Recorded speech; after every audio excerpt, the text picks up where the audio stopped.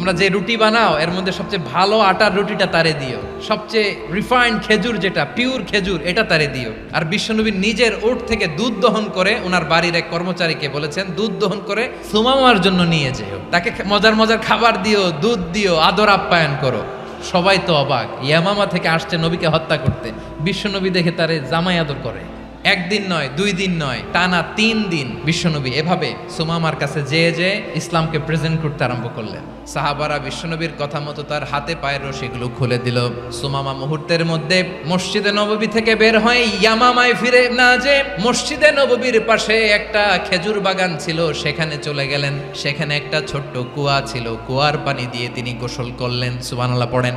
কুয়ার পানি দিয়ে গোসল করে মসজিদে নববীর সামনে এসে বিশ্বনবী এবং সাহাবাদের সামনে দাঁড়িয়ে সাব্বাবা উঁচু করে বললেন আশহাদু আল্লা ইলাহা ইল্লাল্লাহ।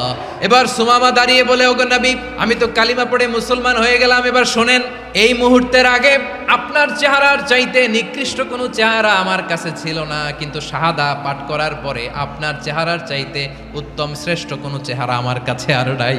ও নবী, আজকের দিনের আগে ইসলাম ধর্মের চেয়ে নিকৃষ্ট অপছন্দনীয় কোনো ধর্ম আমার কাছে ছিল না, কিন্তু এই মুহূর্ত থেকে ইসলামের চেয়ে সেরা শ্রেষ্ঠ পছন্দনীয় কোনো ধর্ম আমার কাছে নাই।